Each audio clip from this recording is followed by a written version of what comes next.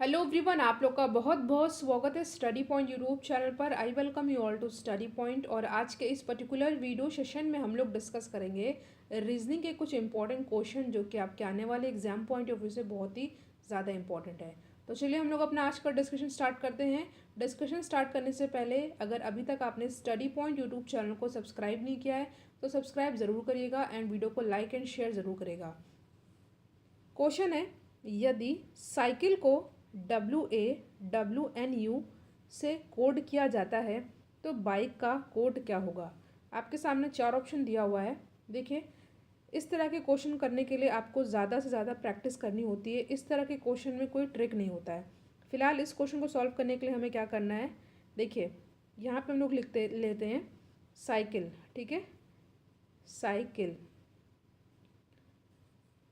यदि देखिए आप साइकिल का कोड क्या होता है, साइकिल का कोड अगर ABCD में 1 2 3 के फॉर्म में किया जाए तो यहाँ पे होता है का होता है 3।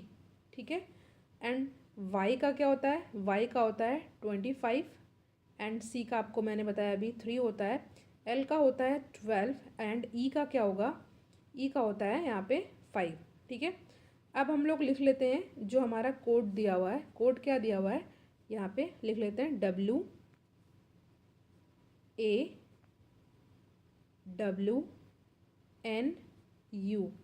ठीक है, तो यहाँ पे हम लोग देखते हैं W का कोड क्या होता है अगर हम लोग रिवर्स ऑर्डर में चलें तो। ठीक है, रिवर्स ऑर्डर में चलें तो W का हमें क्या होता है कोड, तो W का कोड होता है 4 एंड A का कोड होता है 26। फिर W का 4 होता है, N का क्या होता है, N का होता है 13 एंड U का क्या होता है, U का होता है 6। देखिए रिवर्स ऑर्डर में चलें, जैसे कि A का 1 होगा तो इसमें रिवर्स ऑर्डर में चलेंगे तो Z का 1 हो जाएगा। ठीक है, और रिवर्स ऑर्डर में A का क्या होता है 26 होता है। ठीक है, तो अभी हम लोग देख रहे हैं तो यहाँ पे C है, C के बाद W को लिखा है, W लिखा गया है। कैसे लिखा गया है, अगर 3 में हम लोग +1 कर देते हैं तो यहाँ पे हमारा 4 हो जा रहा है। इसी तरह देखिए यहाँ पे 25 है, 25 में +1 कर दे रहे हैं तो यहाँ पे देखिए 26 हो जा रहा है। और फिर 3 में यहाँ पे 4 हो जा रहा है और 12 का यहाँ 13 हो गया है और फिर 5 का यहाँ पे 6 हो गया है। यानी कि पहले तो हम लोग यहाँ पे नॉर्मल, इस साइड में नॉर्मल लिखा है और इस साइड में रिवर्स लिखा गया है, +1 1 प्लस करके लिखा गया है। देखिए इसका मैंने यहाँ पे सोल्यूशन लगा दिया है, अगर आपको समझ में ना आए तो यहाँ पे देखिए C 25 3 12 5 सेम रिवर्स ऑर्डर में लिखा गया है और फिर +1 करके यहाँ पे सॉल्व किया गया है। तो उसी तरह हम लोग कैसे सॉल्व करेंगे बाइक का, तो यहाँ पे अगर हम लोग लिखते हैं बाइक B, यहाँ पे सॉल्व करते हैं, यहाँ जगह नहीं है, हाँ यहाँ, तो यहाँ पे हम लोग सॉल्व करते हैं। देखिए बाइक लिख देते हैं BIKE। ठीक है, तो यहाँ पे इसका आंसर क्या हो जाएगा, यहाँ पे आंसर होगा XQOU। कैसे हुआ है मैंने आपको बताया। बी का वैसे रिवर्स ऑर्डर क्या होता है, बी का रिवर्स ऑर्डर क्या होता है, पहले बी का नॉर्मल ऑर्डर में लिख लेते हैं। तो बी का होता है यहाँ पे 2 होगा, आई का क्या होता है 9 होता है, के का क्या होता है 11 होता है और ई का क्या होता है 5 होता है।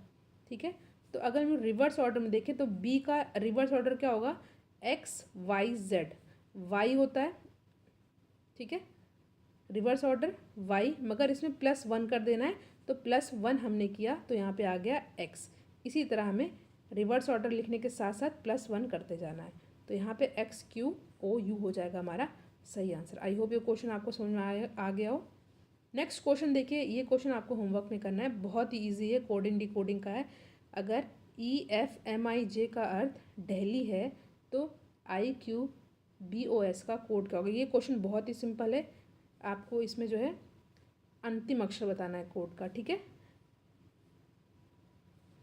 चार ऑप्शन आपके सामने दिया हुआ है, इस क्वेश्चन को आप लोग ज़रूर अटेम्प्ट कीजिएगा, बहुत ही ईजी क्वेश्चन है। ठीक है, यहाँ पे मैं इसका बता दे रही हूँ, जस्ट -1 किया गया है। ठीक है, यहाँ पे जो लिखा है EFMIJ, तो इसका जस्ट यहाँ पे -1 कर करके यहाँ पे दिल्ली लिखा है, तो इसमें भी -1 करके S का आपको निकालना है। ठीक है, तो इसका आंसर आप लोग कमेंट सेक्शन में ज़रूर दीजिएगा। अब हम लोग अपने नेक्स्ट क्वेश्चन पर आते हैं। क्वेश्चन है, देखिए ये क्वेश्चन, इसमें मैंने आप पे क्वेश्चन नहीं लिखा है। इस क्वेश्चन में आपको बताना है कि कौन सा ऑड है, ठीक है, कौन सा ऐसा है कि चारों से अलग है, ठीक है। कैसे करना है इस क्वेश्चन को, सबसे पहले सीधे मैं बता देती हूँ कि इस क्वेश्चन को कैसे करना है। यहाँ पे दिया हुआ है 8 7 3 2 1। अगर हम लोग इसको सारे डिजिट को आपस में प्लस कर देते हैं तो 8, मैं सीधे आंसर बता दे रही हूँ, 8 + 7 + 6 + 3 + 2 + 1, तो ये आ जाएगा हमारा 27, ठीक है।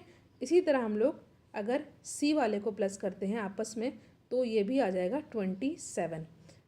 इसी तरह हम लोग डी वाले को प्लस करते हैं तो ये भी हमारा आ जाएगा 27, मतलब आपस में प्लस कर देना है, 3 + 6 + 8 + 1 + 2 + 7, ठीक है। तो मगर जब हम लोग इस वाले को प्लस करते हैं बी वाले ऑप्शन को, तो यहाँ पे क्या आता है 7 + 4 + 2 + 9 + 5 + 6। इसको प्लस करने पे हमारा क्या आता है, इसको प्लस करने पे हमारा आ जाएगा, ये आ जाएगा 33। यहाँ पे आपने देखा कि ए सी डी को जब मैंने आपस में प्लस किया, इसकी डिजिट को आपस में प्लस किया तो ये 27 आया, ये भी 27 आया, ये भी 27 आया, बट ये आया 33 जो कि तीनों से अलग है। तो यहाँ पे हमारा ऑड वन आउट क्या हो जाएगा, ऑप्शन बी, जो भिन्न है सबसे वो है ऑप्शन बी। आई होप ये क्वेश्चन भी आपको अच्छे से समझ में आ गया हो। नेक्स्ट क्वेश्चन पे हम लोग आते हैं।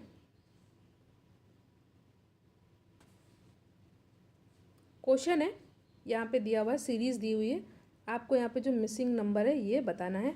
आपके सामने यहाँ पे 4 ऑप्शन दिया हुआ है, कैसे सॉल्व करना है। देखिए इस क्वेश्चन को सॉल्व करने के लिए हम लोग देखते हैं कि 46 और 41 में ऐसा क्या है जो हमारा पैटर्न नेक्स्ट में भी फॉलो करेगा, और उसी अकॉर्डिंग हम लोग अपना आंसर निकाल लेंगे। तो हम लोग देखते हैं 46 और 41। तो जब हमने देखा तो यहाँ पे -5 की कमी आ रही है, ठीक है, यानी कि -5 किया मैंने 46 से तो 41 आ गया। नेक्स्ट वाले में हम लोग क्या देखते हैं कि यहाँ पे -5 करने से 35 नहीं आ रहा है, यहाँ पे हमको माइनस करना पड़ रहा है, क्या, यहाँ पे हमें माइनस करना पड़ रहा है 6, ठीक है।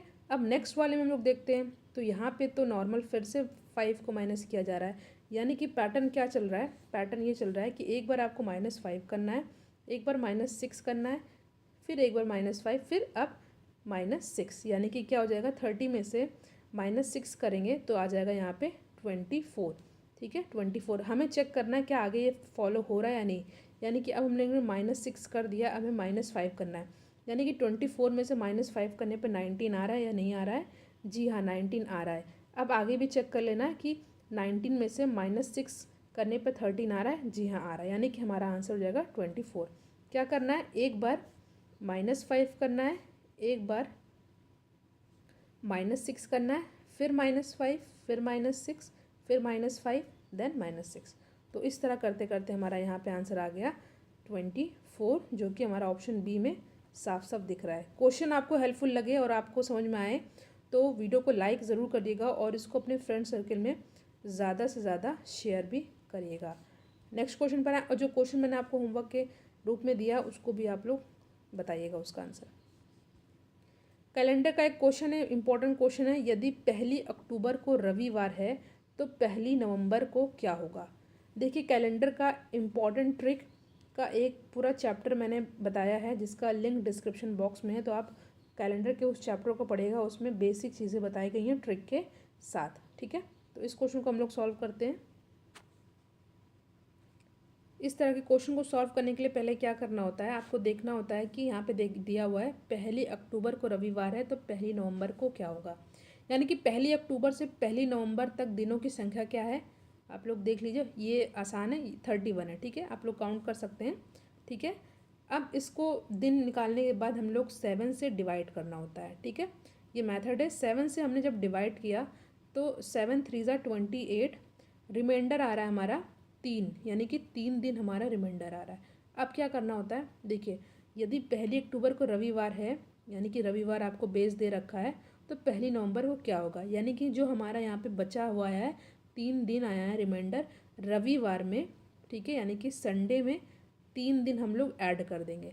तो संडे में जब हम लोग 3 दिन ऐड करते हैं तो क्या आएगा, संडे के बाद मंडे, ठीक है, ट्यूसडे, तीसरा दिन क्या है वेडनेसडे यानी कि बुधवार, जो कि हमारा ऑप्शन यहाँ पे सी में साफ साफ दिख रहा है। क्या करना होता है, पहले तो आपको देख लेना था कितने दिन हो रहे हैं। 1 अक्टूबर से लेकर के 1 नवंबर दिन हमारे थे 31, फिर 7 से हमने डिवाइड किया, भाग दिया, तो रिमाइंडर आया 3, और फिर रविवार यानी कि रविवार को आर लिख दे रही हूँ, रविवार +3 क्या हो जाएगा, ये हो जाएगा आपका बुधवार। ठीक है, तो यहाँ पे ऑप्शन सी हो जाएगा हमारा सही आंसर। वेन डायग्राम का लास्ट क्वेश्चन इंपॉर्टेंट क्वेश्चन है। क्वेश्चन दिया हुआ है कंप्यूटर, मॉनिटर, कीबोर्ड। आपको बताना कि कौन सा वेन डायग्राम जो सबसे सही आपको इसमें स्टैब्लिश हो जाए रिलेशन।